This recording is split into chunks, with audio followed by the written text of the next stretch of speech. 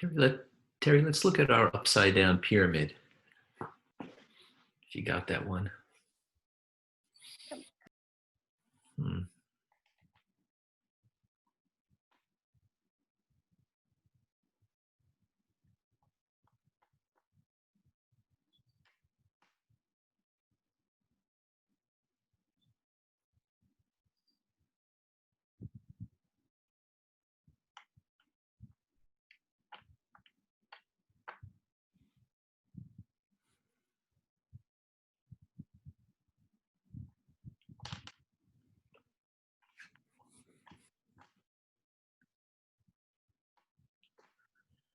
You guys beginning to recognize this one?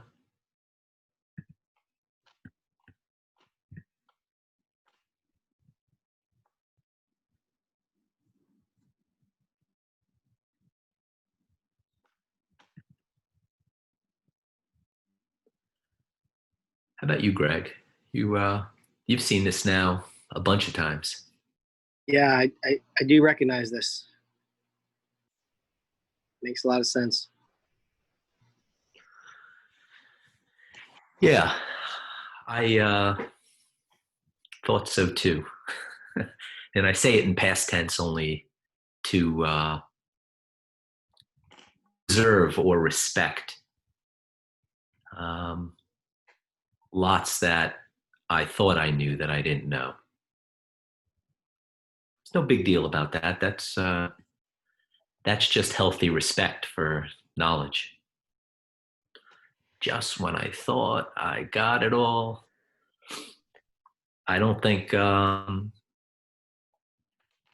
ever did, or I don't, or ever will got it all, whatever that means. But I suppose if you think about it in lawyer terms, that's why they call it practicing law. I've never met anybody who's like, no, yeah, I don't need any practice anymore. I'm done.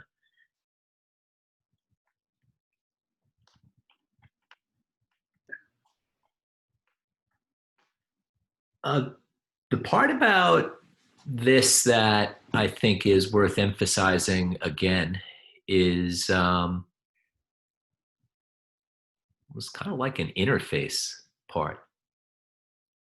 You know, whatever you want to call it in your own words to capture the thought of being more than just body and having that more than just body pressed down upon us. It's a funny way to put it, but there's probably lots of ways to put it. Intent weighing down upon us, or trying to guide us or guiding us. You have to give consideration to what we've been talking about. That guidance is necessarily filtered through our thinking machinery. It's an interesting thought, because it does emphasize what I'll sometimes say to people is that we could be our own worst enemy. And it's a weird thing to say it like that, but it makes sense if you think about how we prevent ourselves from being the best versions of ourselves.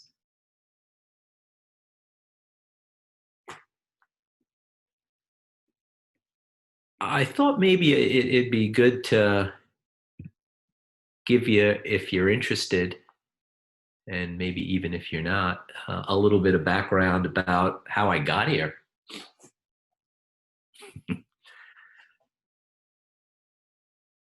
Rewind 10 years ago. Is it, yeah, about 10 years ago, and just practicing law.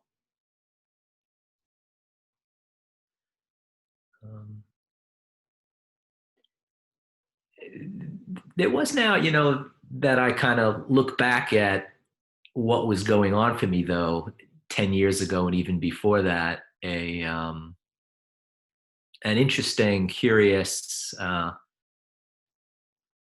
set of circumstances or things that would keep popping up that would kind of keep me asking questions about things like, wow, maybe I'm missing something here, or maybe there's more to it, and maybe I'm even supposed to be um, doing things differently than I'm doing them now. And those would pop up in ways of, being interested in things that maybe other people might consider esoteric, like things about thought and how thought works. Not a You would think it's the province of a lawyer to consider that, but you'll just have to take my word for it that you go through law school, you know, there's no discussion of thought or how our thinking machinery works. But yeah, there I was, and I had all these things that were lining up. Um, One day I walked into a health food store and saw a business card of a woman who advertised her services as life coach. And I picked it up and I called. I would just something was like, yeah, give this person a call. Um, that part was not like the beginning for me, but there really is, there's not much of a beginning to this story because I can start it anywhere, just like you guys can start your story anywhere. If I ask you the question of what the hell are you doing here? How did you find your way here? Of all the places to be on a Tuesday night, you're hanging out here. We're talking about things that are not in wide supply. Uh, this is not something that you find in your undergrad or your high schools or your law schools or your colleges. Um, so for me, I'll start the story at that deli or that health food store where I saw the business card of that life coach and picked it up and called her. And it's interesting, she was helpful. And it was kind of the first person that I ever really talked to where I was talking about somebody about things I do and myself. Might sound strange or maybe it doesn't, but that, the kind of conversations where you can really bounce something off of somebody, which I did. Well, we did some business together, and one of the things we did was we formed a group, a networking group, and we called it the Underground Networking Group. And the reason why we called it the Underground Networking Group is because by that time I had already been practicing law 10 years, and I was quite familiar and kind of bored with the typical way that networking groups go about. Everybody, shows up in a business suit. At least this is the lawyer variety, or the business variety. Hands out their cards, has a few drinks, and you meet some people. I figured if we called it the Underground Networking Group, we would bring out, well, let's just say a person or type of person that might not come out to the typical lawyer business networking group. And wouldn't you know it, that's exactly what happened. So we held this event in central New Jersey and brought out a group of really interesting people, not the kind of, button up suit people, but some really interested people that were, also looking for things in their life, about what it was about and how to do things better. At that underground networking group meeting, I met a woman who introduced me, told me there was such a thing called floating. And she may be listening in on this, but I think she would agree with me if she is that there was nothing particularly captivating in just the words. It wasn't. It's like float tank, really. I tried everything at that point, or at least lots of things. I'm sitting in a room that in my house we call the meditation room. This room was a creation or was born out of that searching for me, of things I can do to get a better idea about who I am. And so I did that meditation and acupuncture and Reiki and went to chiropractors and energy work. And so by the time I met this woman at the underground networking event, she told me about floating. I had pretty much heard a lot of things like floating, okay. Well, so I went and I floated. I went up to Chester and met Elise, who's on the podcast now, and we became friends. And that um, is like a part of my trajectory. It was a part that kind of set me in a different direction. Maybe not the best way to put it, because I think that as I look back on the things in my life, there are stopping off points, memorable markers that are almost like a trajectory of a missile. If if you know that term, is a series of points that connect, and you can actually plot those points. So if you know a few points on a trajectory, actually it may even be two, but if you know a few points on a trajectory, in theory, you should really be able to plot where the body, the projectile, the thing that you're plotting is going.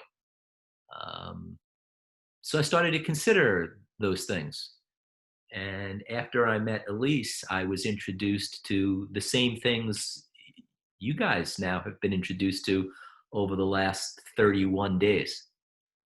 Read the book, took a class called Intro to the Art of Rewriting, did a rewrite, and then things really got interesting.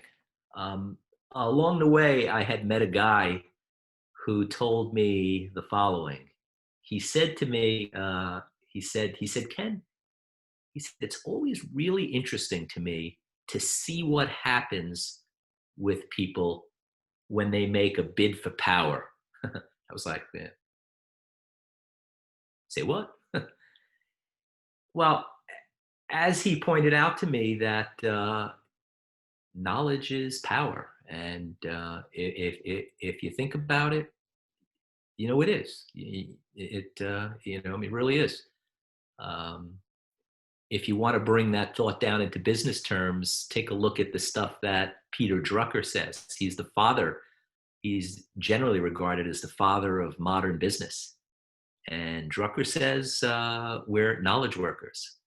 That's where it's where our power is. So this guy that I had met was really pointing at that to me, and he was saying, "Boy, it's really it's really interesting to see what people do when they make a bid for power, or when they make a bid for knowledge, or when they acquire knowledge." Because what I came to find out is that as I learned more about the things we're talking about here, there became I'm going to say it this way, an obligation, or almost a commitment to do something with it. Um, the thing is that I didn't always see that, and I often fought against that. There were old attributes of my life and things that I did that took a bit of time, if not a serious amount of time, to fall by the wayside. What did they say? Old habits die hard. That's been true for me. I don't think it's necessarily true for everybody. I think, a habit can die pretty quickly, but, in my experience myself, some of the habits about what I would do and how I would get along with people, well, they died pretty hard over a period of time. At some point along the way here, I started to get a better glimpse of what was going on here. And in particular, I started to get a glimpse that the way I looked at the world was just a way. That's it, one way, a way. a way that I put things together, what we've been calling an assemblage point. And I also started to see how I could have a different assemblage point. I can assemble the world differently. What we've been giving you guys a hand with here is a different way to assemble the world. Um, just another assemblage point. Nothing, no biggie about that. Everybody's got one, just like everybody's got a nose. But generally, people have one or are stuck on one assemblage point, just like they have one nose. And there ain't no reason why that has to be the case. So as I started to gently nudge my assemblage point, things looked different to me in my life. And this idea of opening a float center started to take shape. And it's been a long road. It's been one where um, I've vacillated or flip-flopped and questioned about who I am and what I do. Um, and the thing, at least for me, about assemblage points and trying on different ones is that sometimes you try one on and then you end up back at your same old. And then maybe you nudge and get pushed again and you try it on again. And then maybe you get pushed back into your same old. Um, but at some point for me, I started more skilled and more familiar with, whoa, wait a second. Wow, I can I can actually hold a different way of looking at the world. Because everybody that's on this call and everybody that's listening here, you all have an assemblage point. It's just it's the way, it's the lens, you could say, through which you look at the world. Um, but you can have another one, and if you have another one, well, then all of the things we're talking about here, the whole kind of game changes, because if you can look at things differently, then you could, well, the things you look at start to change. And that certainly happened for me too. I get the question repeatedly from lawyers and other business people that were in the kind of the nature of, what the fuck are you doing? What the hell are you doing? What's the method to this thing you're doing? And they'd all want to know right up front, as some business people and lawyers are, show me the business plan. Thing is, I didn't have a business plan. I didn't even know what the business plan was, because I was still on the path of trying to figure out what the hell this is.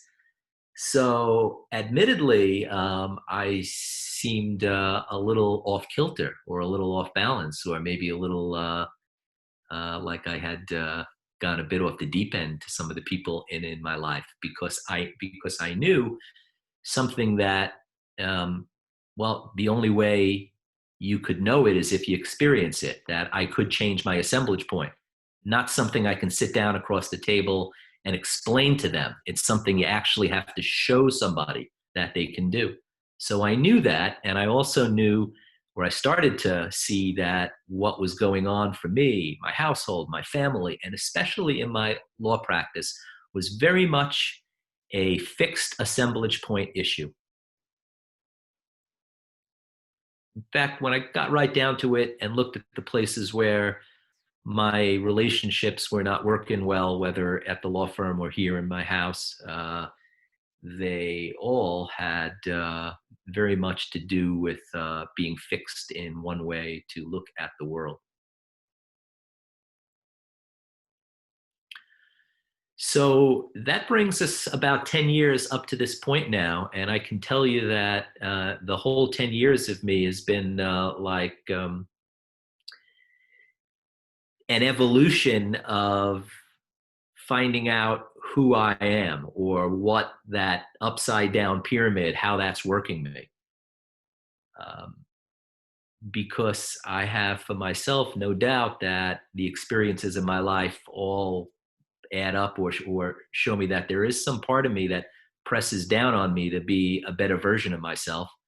But then there's this other part inside the box that we have up here now that is well, let's just say we'll do the same old over and over and over again until you decide to do something different. That's what we have been talking about.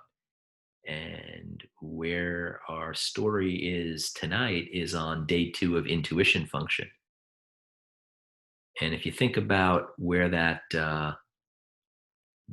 outside force presses down on us, it presses down on us on things like, hey, yo, pay attention to this. A person comes into your life, a life coach for me, or somebody that shows up at a networking event, or meeting all the people that are co-facilitators and friends of mine now. They all fit into that same category. Yo, pay attention to this. Now, I will tell you right straight up, I didn't always pay attention to those things, but I will also tell you they're there to pay attention to. I'm no different than anybody else here. And so intuition function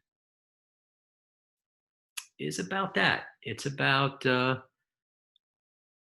paying attention. It's about that awareness of, what's showing up. And even more to the point, what the hell are you supposed to do with what shows up? What do I do with a woman that shows up and suggests that I float? It would have been so freaking easy, let me tell you, to just, yeah, thanks very much. It's nice meeting you. I'm not showing up in a float tank, but I did. That does raise a question for me of what sort of things, to look at this thing that's up here now, what sort of signposts are showing up in my life that I might not be paying attention to. What kind of signposts have been showing up for you guys? Let me invite a facilitator or two on. How about you, Elise? You've been a part of my trajectory. So I was how you described how you wound up here tonight. There was something driving you. I could call it natural curiosity. The meditation room, the acupuncture, all of the things that you went looking through. Say you were in a library and you're trying to find a certain kind of information. All of those places, all of those journeys were to get you here. And some had things you could try on and use, and other things were just like, okay, this was not what I wanted. It wasn't what I wanted or expected. But there was something you were trying to find out about yourself. And I find that interesting about the people who show up. They don't always like what they find, but they have to, come to the conclusion that A, they asked to find it, and B, it actually fits what their needs are, what they were asking for. Yeah. Say it again. I said, A, they don't always like what they find, but they have to admit it does fit what they were looking for. Yeah, I think that's right. Yeah. They have to admit, maybe right. I don't know. I didn't always break that clean that fast. Pam last night was on, and what was it that Pam said? I think she said something like to the effect of, it's work. She didn't quite put it that way, right? Yeah, but it is. Work.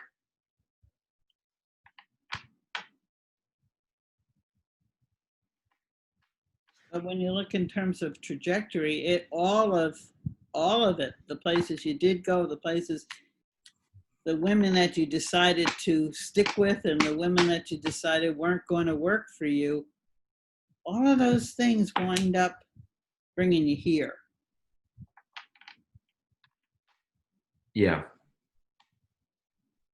Yeah. There were lots of personal battles along the way. I'm going to guess the same is true for you. Oh, absolutely, yes.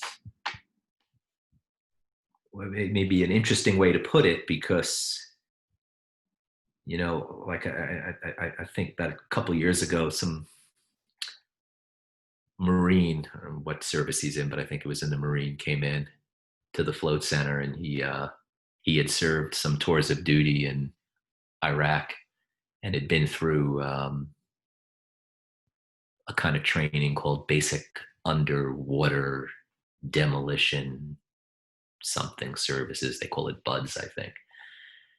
And he got it, he did, I mean, he told me about battles he thought that were real battles where like life and death were really at in peril, like every time he went out on a mission, which was pretty much every time he left the base, and even when he was in the base, life and body were at risk in ways that it never was.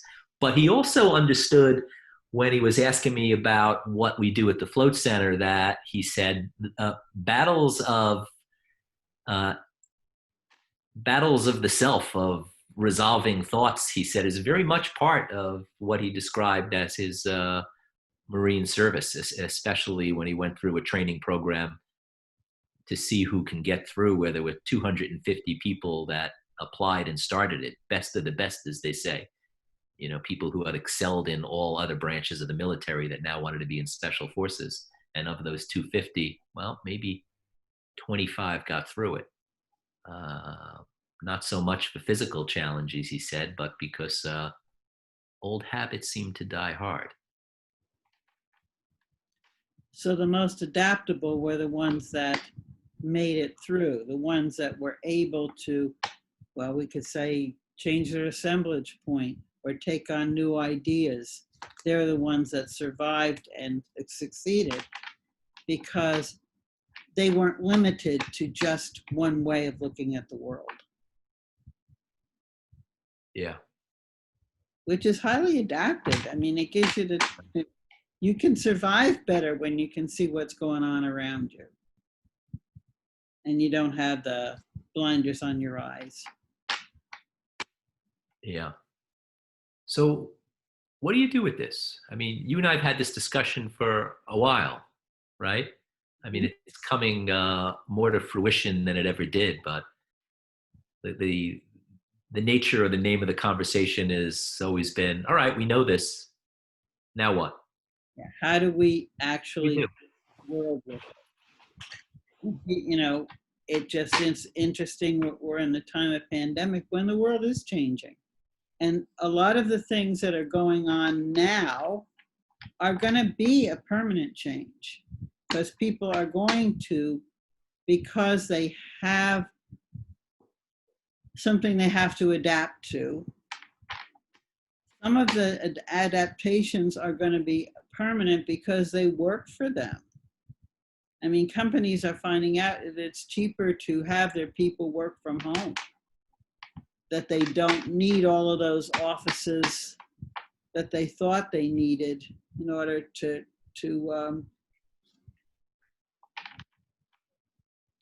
have their businesses run. All kinds of things like that. People are realizing how much they need each other, and that being alone is necessarily uncomfortable because it's not natural to the human being to be a solo person, that they need the other people in their lives. And because they've had to isolate, they figured out, whoa, this isn't something that feels so good. There's got to be a better way to communicate, a better way to be intimate. Yeah. Yeah, I agree. If I can meet you under what might seem like the most unlikely circumstances, or meet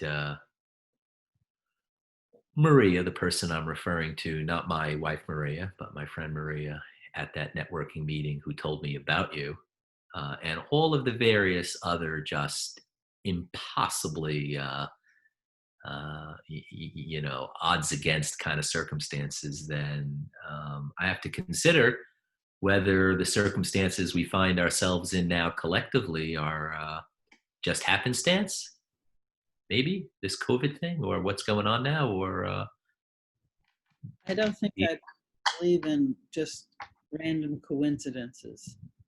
I believe that it's yeah, all as yep, building blocks for us to learn from. yep. So that does definitely raise the question. Then, what do you do? What's what's the game plan? You know, people talk about I can't wait things to go back. They ain't going back.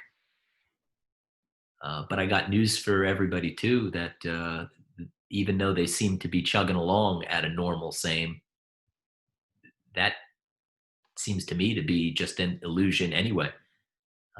Things are changing. You know, those road signs, you're passing them by every day in your life. And the question I have for you folks is, are you paying attention to them? Would you know a road sign that comes up? Or would you pass it and say, that's not, or just miss it because you got your head down, because you're worried about something else? I think it's an opportunity to see things differently and see how those pieces fit together. Yeah. Yeah, I do too. People look at it as hardship. Yeah, well, part of it is really tough, but it also is a way to give us some time and space to look at what's going on for us and in the world both, and what we want more of and what we really would rather let go by the wayside. Yeah.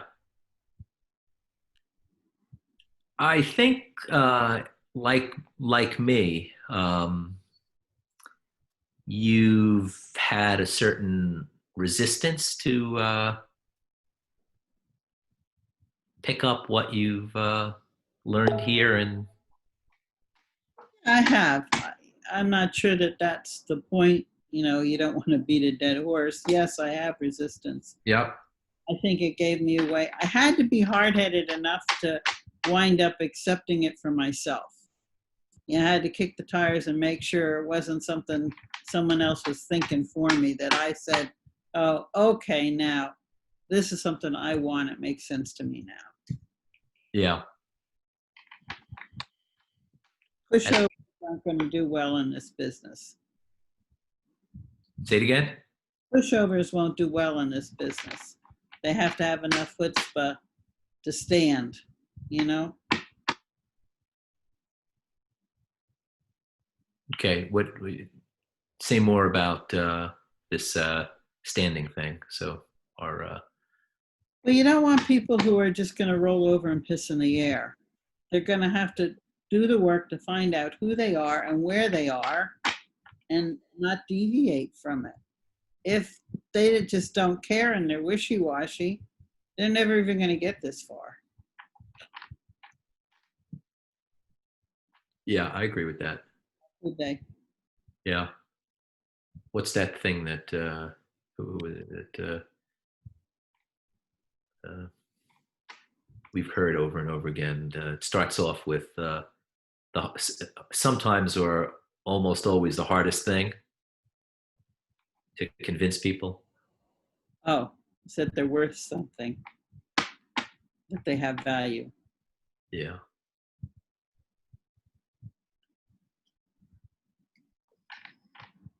Yeah, I think that's true for a lot of people. I think a lot of that flipping over and pissing in the wind and kicking and screaming and no, I can't, or lots of that has its origin down in people not realizing that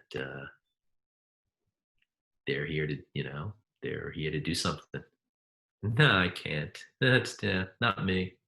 Someone else. Okay.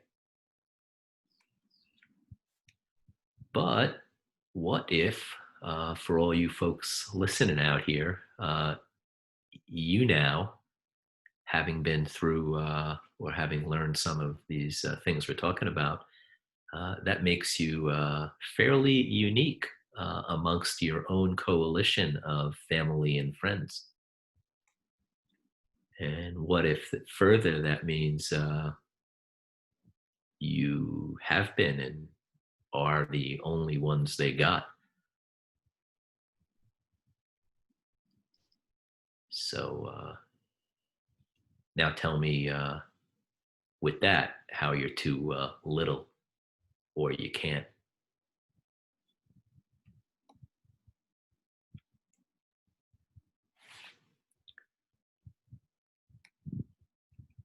And I spoke about my family substance abuse, which has been around in my family since we've been a family. And it turns out that I'm the guy. Why? Because, well, knowledge is power. And as that old friend had said to me, he said, Ken, I'm always interested to see what happens when people make a bid for knowledge. What he was saying was he enjoyed watching to see what happened when they used it, because you'll either use it or it'll use you. What do you think? Who else is around? Paul or Jenny? You want to weigh in here? You got anything to add?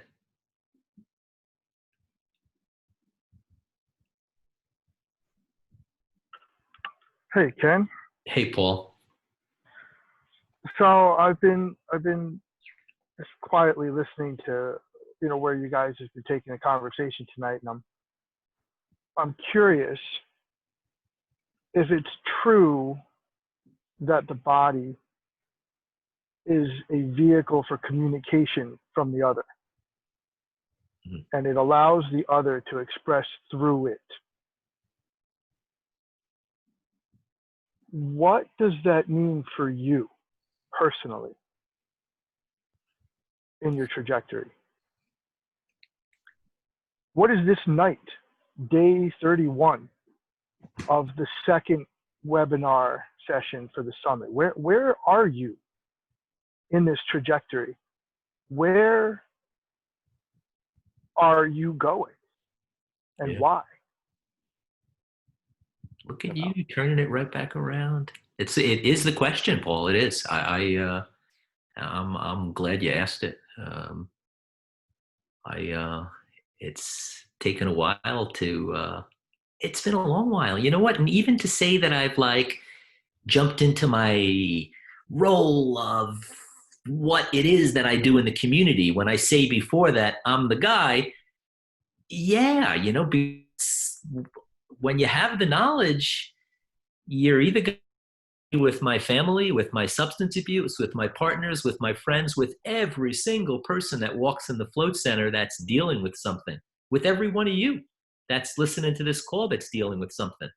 No good or bad, I was dealing with things. The question is Kaplan going to talk to you about it? Am I? Well, why not? It's there, it's going on. Or am I going to be, I don't want to be too blunt about it, but let me say it this way, a pussy about that thing, because I very much was. But now I see what's going on with my business clients and with my people and peeps and friends around me. Those traffic signs are there, and they come in more regularity. I don't think I'd say so much because somebody's, well, you know what, it could be true. It probably doesn't matter whether they're being put there. It may simply be a matter that I'm recognizing things now. And like Paul's saying, is that if my body is an instrument for communication and these traffic signs are all coming out there with these people coming in front of me, I got two choices: ignore them or deal with them. I have a life of ignoring them. I'm not big enough. Why me? Who am I? Stuff like that. but I also know what it's like to lean in there and talk to somebody or people about things that they've never considered before, yet are the very keys to relieving the stress that they have. Why? Because they can't see it. I can see it. Does that make me special? I've always had a hard thing about that thing. I'm more apt to say that I'm in my evolution of like practicing law, I've gotten past the learning curve that a junior clerk to a junior associate to a mid-level associate to a partner goes through, where yeah, once you start to see shit, even in the law, you're either going to point it out to your clients and give them a hand with it, or you're being selfish. I've been selfish. So I figure it's time now. It's payback time. I've got a lot of things to repay to people, or people that are waiting to hear. I'm the doctor in town for this kind of thing. I'm the only doctor in my town for this kind of thing. So it's good.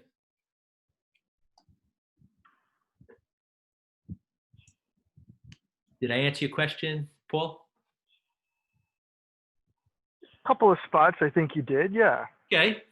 I think it's an evolving Yep. situation. I think you're starting to recognize the effects of having a conversation with somebody that alters their life. Yeah. And the power that comes with that. I think that's what you talk about when you say that. That's what you're saying when you talk about knowledge using you if you don't use it.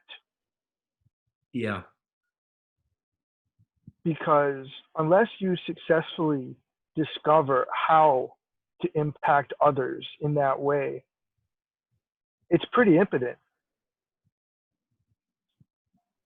The knowledge doesn't manifest in anything. Yep. It's probably pretty damn self-destructive, actually. That's an interesting thought. I've come to that thought and have considered that lots. Self-destructive, and almost as if it use it or it uses you. And you can't use it by yourself. This is not a lock yourself in your room and just think about things kind of situation. This is go out in the world and make a difference for people that are crossing your path. And if you get good at it, you can figure out exactly what kinds of nudges and pushes and conversations need to be had. Yeah. And that's why I'm here. Yep. That's why you're here. Yep. Cool. That was good. Cool. What else you got? You got anything else on your mind? I mean, there's always something bubbling around in there. Otherwise, I'll ask. I'll see if Vanessa or Jenny's around to chat. Sure. Poke around a little bit. Let's see who else wants to chat. Who's here tonight? Let's see.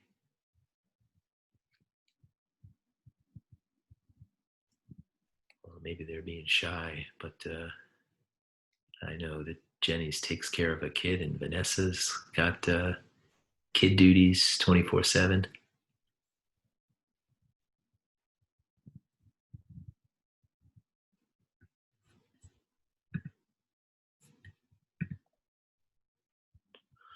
Let's see. Well, let me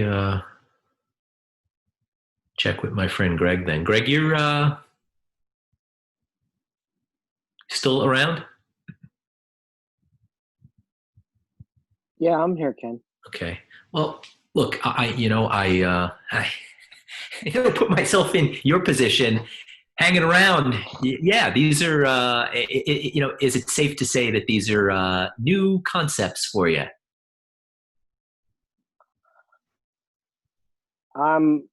I'm a sponge. I learn things every day. A lot of it, it just makes sense. Yep. You know, some of it is a lot of it is new concept, but a lot of it makes sense too. You're changing the way I see things, Ken Okay, and well, Paul. good. I could tell you that, as you know. I mean, I called you the other day just to talk through something, and that was after hours, after the podcast, and Yep. things were great. So Yep. it definitely made me feel good when I was Yeah. done with everything. So Yep. Well, like I said, if you don't mind, me sharing just a tidbit of it, no, don't dude, worry. you don't have to, you don't have to apologize to anybody for who you are and what you say. And the conversation we had was about that. Yeah. You Well, got like I something said, to say it. What, what came out of my brain and what came out of my mouth were completely disconnected. And I need to stop and think. And I noticed that everybody on this podcast, they yeah, stop, they it's, think, and then yeah. they speak. Slow down though, because it's not really that what comes out of your mouth and brain are disconnected. It's more that you're starting to get a glimpse that what comes out of your mouth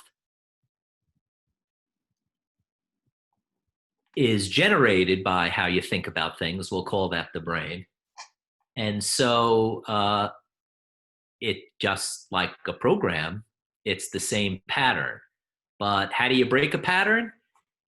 You take a look at it and say, pattern, that's it. Do I want to keep doing that? Now, that's what Paul was asking me about. That, I can see the pattern that you do, about, feeling sorry for, I've done that. I've spent nights and weeks stewing and ruminating and about things that I had said, which all boiled down to, well, I had said them. So what? You're a quality guy. I already know that. And as Ralph was talking about the other day, maybe it was yesterday, he's starting to see that too, that he can recognize in the people he's talking to things that they're doing. So he's picking up the tools, and instead of, going about things the same way, I think he said last night he was having a conversation with someone about, to get him to see something differently. And it appears that he got him to see something differently. It's a good deal, Greg, right? Yeah, absolutely. Yeah, good deal all around. I think so. Ken, this is Terry. I just wanted to add something. Yeah, please, Terry. Greg, there's something that you said that what didn't quite make sense when you said that what came out of your mouth was not connected to your brain. And this is something that I've had to deal with, because sometimes I'd be real fast at talking, and I had to look at what was coming out was actually telling me something about my brain. Because it was computed and produced by it.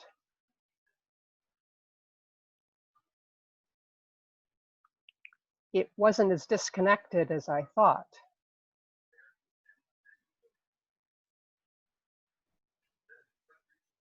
Yeah. What do you think about that? Interesting. I mean, about, go ahead. No, I really don't have anything. But please, I would like to listen to you, if you don't mind. Okay. All right, let me give you a little bit of hand here, okay? One of the things that we talk about to give people a hand early on in building a foundation is responsibility. I think that's what Terry's talking about. That if it comes out of my mouth, and stuff comes out of my mouth, then it came out of my mouth by, I really do have to go all the way and say by design, that it wasn't a slip of the lip. But I'm curious often, I'm very curious But that responsibility part, Greg, you are already responsible for what comes out of your mouth.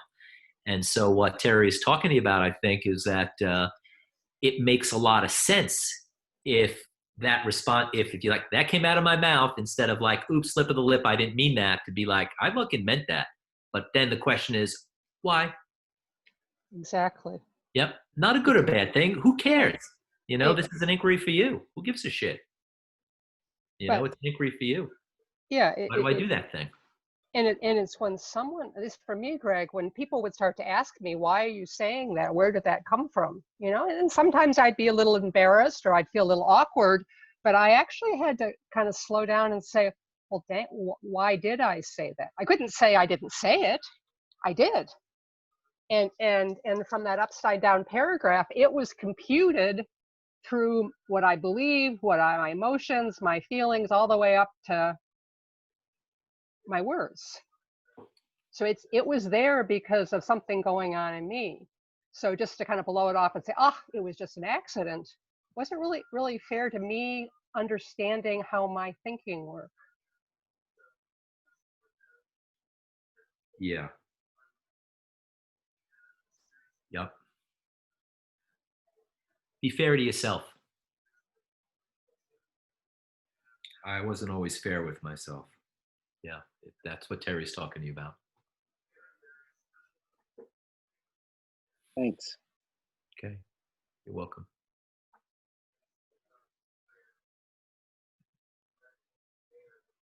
Terry, let's put up the playing field picture again. Okay. If you don't mind.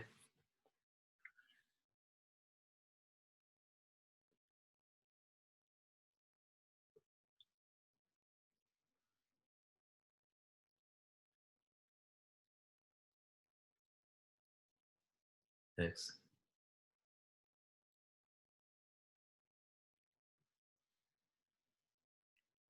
It's a model.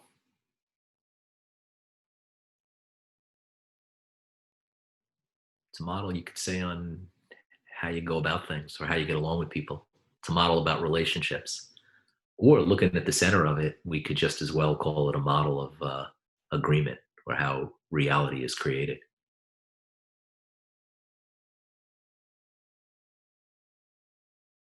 Like Paul was asking me about, like, what's the effect, you know, when you know something and can see something that somebody's doing, and you pay the courtesy of giving them a hand to see it, and not only to see it, but to find something that works better.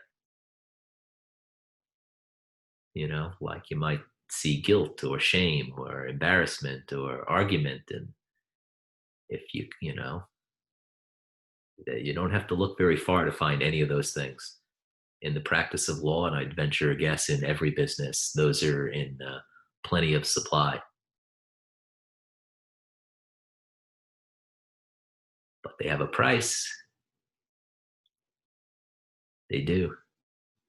And if you can intuit or allow that road sign that's already planted out there, getting you to pay attention to something, and you can use that to give someone a hand with somebody, well, did you not just lighten their load? And if you lighten their load, did you not, in effect, like change the way they look at things, that maybe they're not embarrassed by who they are or how they see, or angry or whatever?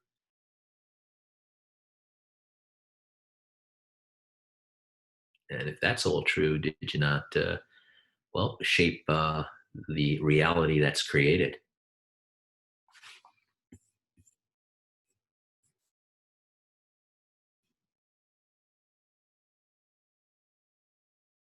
We've now covered all of these points, these quadrants and these points.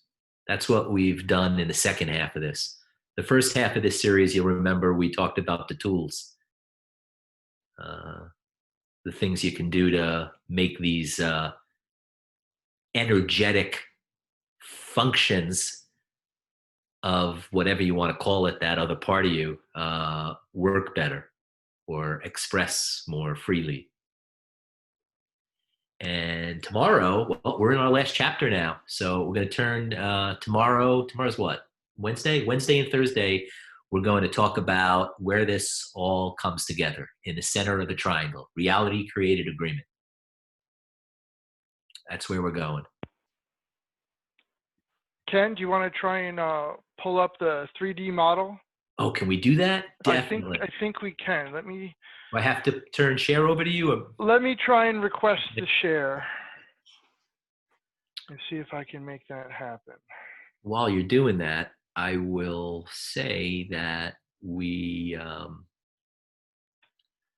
present these things in a linear fashion, even though they're geometric. Can you see my screen, Ken? Got it. Yep. Fantastic. All right. So this is a 3D version of the playing field. You guys have seen it before. Terry has a couple of static images of it, but I know that we've talked a little bit about envisioning this, right? Like how does this actually work? Now, one of the things I really like about this is the quadrants have now truly become three-dimensional spaces, right?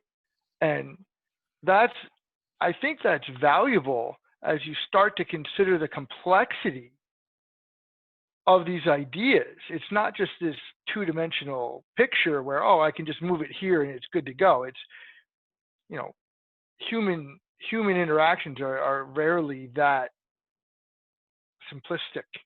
Mm-hmm. And this does a fairly good job of showing you the potential complexities involved.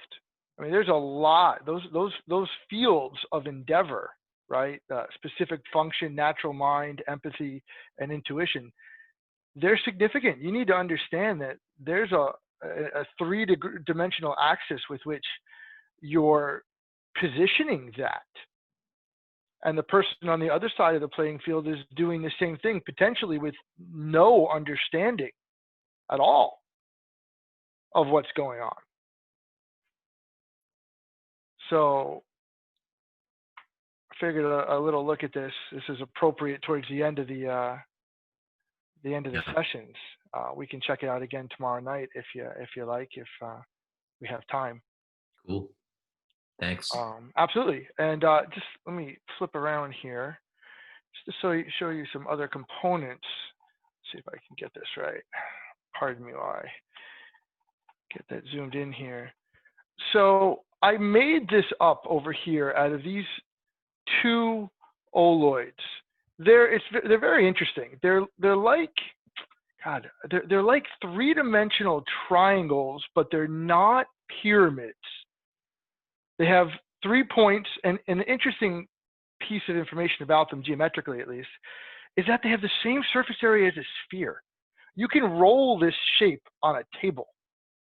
Roll it like a sphere. It will never have more than 1 point touching, and it'll roll super smooth. And this one over here, we've also seen a two-dimensional version of this. But this is what happens for real when people are out of alignment. When someone's B1 is not functioning properly, this is what you get. There's no room for functional agreement. The results are going to be paltry. I don't know about you, Ken, but I've definitely seen this happen to myself over the years. Absolutely.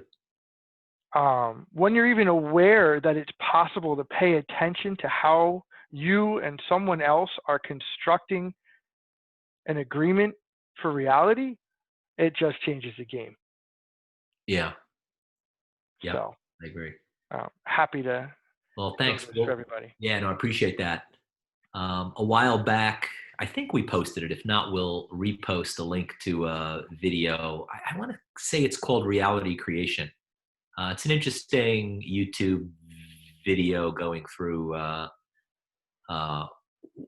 some of the latest understanding of the fundamental substrate components of reality. And you'll see, if you watch the video, very much geometric, like what Paul has emphasized or what Paul has presented in his Oloid. Although in the video they use another kind of object called a tetrahedra, and they propose that that might be the fundamental building block of all of reality, all of agreements. To be interested, suggest you watch it. It'll give you another way to think about some of the things we've been covering here. Anywho, if no other questions, then we'll reconvene tomorrow at 8 and we'll talk about the last chapter, agreement. How's that sound? Wonderful. Sounds Cool. great, Ken. Catch you later. Good night. Night. Night, guys.